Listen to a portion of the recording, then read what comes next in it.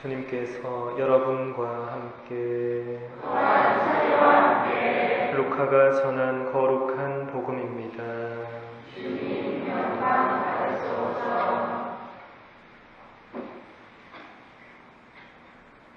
티베리우스 황제의 치세 제15년 본시오 빌라도가 유다 총독으로 헤로데가 갈릴레아의 영주로 그의 동생 필리포스가 이투레아와 트라코니티스 지방의 영주로 리사니아스가 아빌레네의 영주로 있을 때, 또 한나스와 가야파가 대사제로 있을 때 하느님의 말씀이 광야에 있는 즈카르야의 아들 요한에게 내렸다.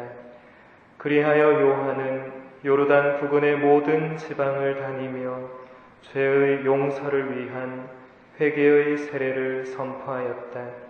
이는 이사야 예언자가 선포한 말씀의 책에 기록된 그대로이다. 광야에서 외치는 이의 소리, 너희는 주님의 길을 마련하여라. 그분의 길을 곱게 내어라. 골짜기는 모두 메워지고 산과 언덕은 모두 낮아져라. 구분대는 곧아지고 거친 길은 평탄하게 되어라. 그리하여 모든 사람이 하느님의 구원을 보리라. 주님의 말씀입니다. 그리스도님 참여합니다. 참 예수님,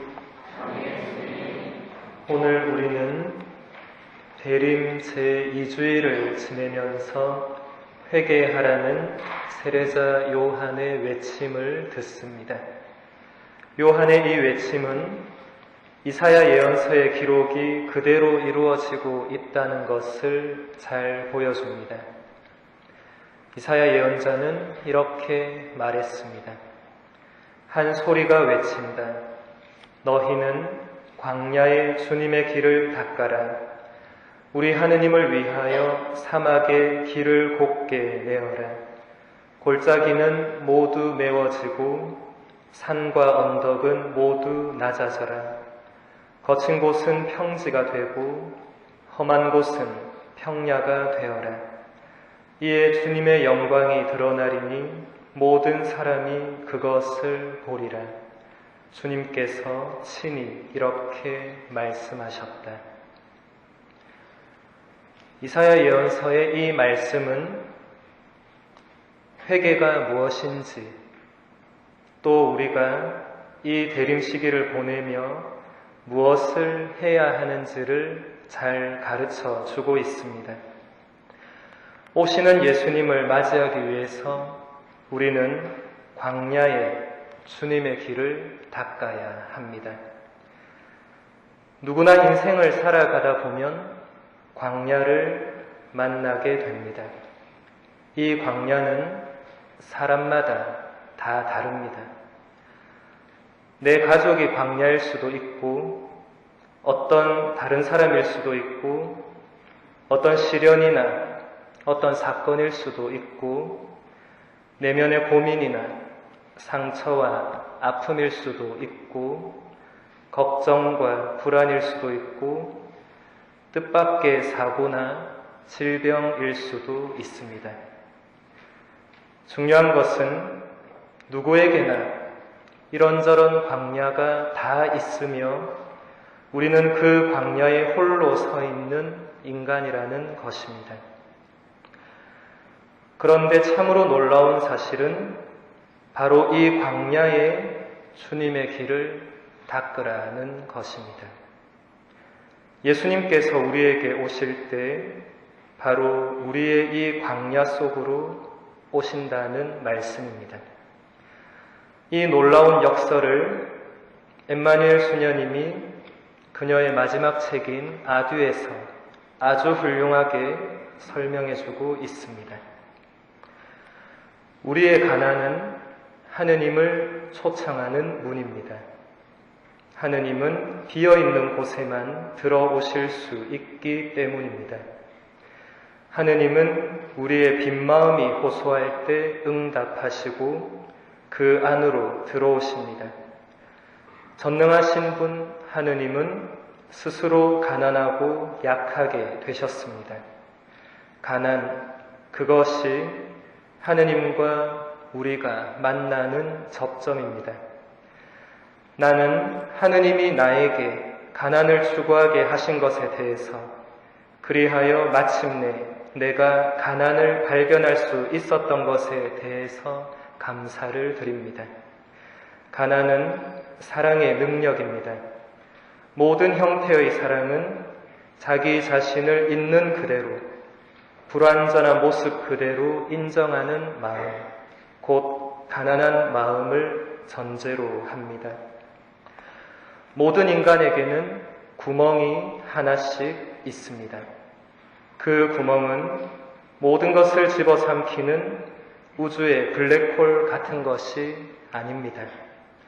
반대로 그것은 빛으로 향하는 통로이며 타인에게로 향하는 통로이고 타인의 호소에 응답하기 위한 통로입니다. 의식은 못해도 우리는 모두 이 호소를 기다리고 있습니다. 그 부르짖음에 응답하는 것은 우리가 인간이라는 것과 살아있다는 것을 실감하게 합니다. 그리고 이것은 결코 끝나지 않습니다.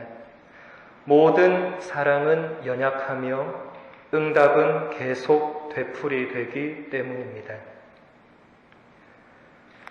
수녀님의 말씀대로 우리에게 주어지는 모든 광야들이 결국은 하느님을 초대하는 문이 됩니다.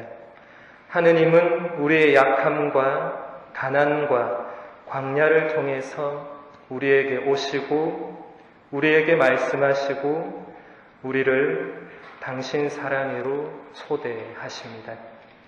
이 모든 것은 2000년 전에 이 세상에 한 아기로 태어나신 예수님을 통해서 다 드러나게 되었습니다. 그러므로 우리가 이 대림 시기에 해야 할 일은 지금 우리가 겪고 있는 광야 안에서 주님의 길을 닦는 것, 즉 그 광야 안에서 주님의 현존과 섭리를 발견하기 위해 노력하는 것입니다.